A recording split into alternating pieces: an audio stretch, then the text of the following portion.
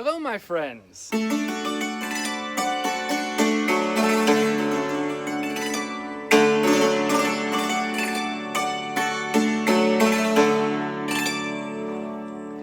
Great to be out here playing again. It's been a little while.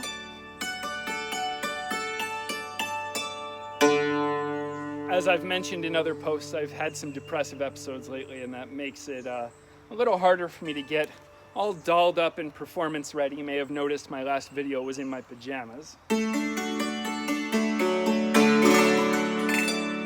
I'm feeling a bit better today. I'm still a little fragile, but I think I'm holding up. I'm gonna bring you a tune from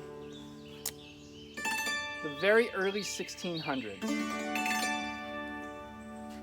There is a lot I want to talk about, so I'm going to dive in. This is by the composer Thomas Robinson, and Thomas Robinson had one of my favorite careers of, however you want to call it, late Renaissance, early Baroque. Periodization is weird. Musicians. And what Thomas Robinson did was, like a lot of composers and musicians throughout Europe, in order to get a better gig, you would have to leave your home. As a general rule, as a performer, you are valued more highly the farther away you get from where you're from. It's an interesting little quirk. It's not the reason I don't play in the states of Ohio, Kentucky, or Illinois, or Indiana, or Illinois for that matter. But it does certainly come into play that the farther I am away from home, for some reason, psychology kicks in and the more you are valued as a performer. So in Italy, you could go anywhere. If you're an Italian, you're not actually an Italian in the 16th century. You're a resident of your city. And so a lot of times people would go to another city, and it wasn't that big of a cultural leap, where people spoke a different dialect, a different accent, but they could generally hop from place to place. Various composers went a bit further. Vincenzo Galilei was Galileo's father, and he spent his career in his own area. He was educated in Venice, but he came back to Tuscany for his career. He was extremely fortunate. His younger son, Michelangelo, younger brother to Galileo, was not quite so fortunate. He spent his career in Poland and Germany.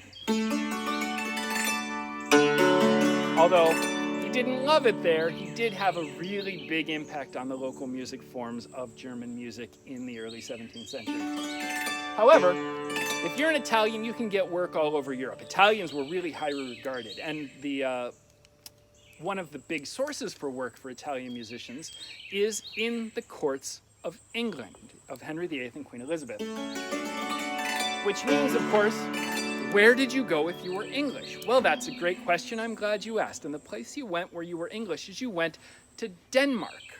A lot of English artists spent a lot of their careers in Denmark. John Dowland, the lutenist, did. Thomas Robinson, whose song I'm about to play, very much did. I'm going to go into him in a second. But fascinatingly, so did one of William Shakespeare's colleagues, Will Kemp. Now, Will Kemp was the comedian of the Lord Chamberlain's Men, the theatrical troupe that was included William Shakespeare in its membership. And Will Kemp had spent a decent amount of time performing in Elsinore Castle. And some historians and literary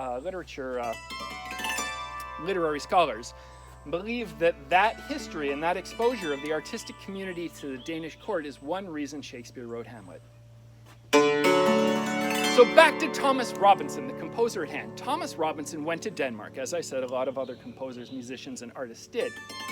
While he was in the Danish court, in addition to being a composer, he did another thing many musicians did, which was he taught music to aristocratic families. He particularly got an excellent gig. He got to teach the Princess of Denmark, Princess Anne, daughter of King Christian. However, Princess Anne grew up, as little girls do. And she got married. She got married to some obscure Scotsman, James the whatever, who a couple years later became Thomas Robinson's king. King James I of England, James VI of Scotland.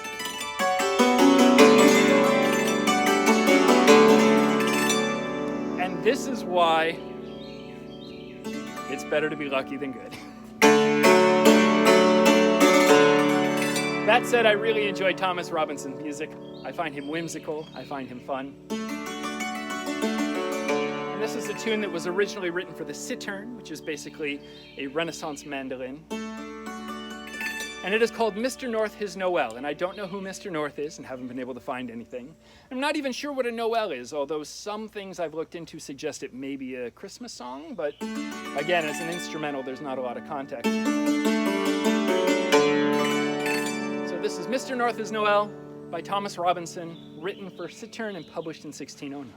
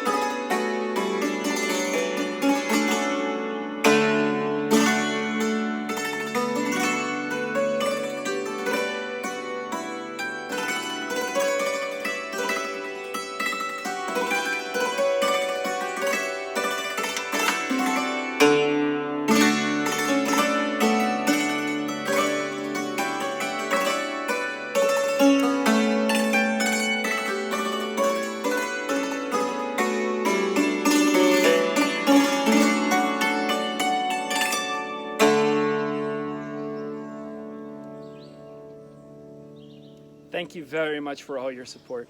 You've been vital to both my financial well-being and my mental health.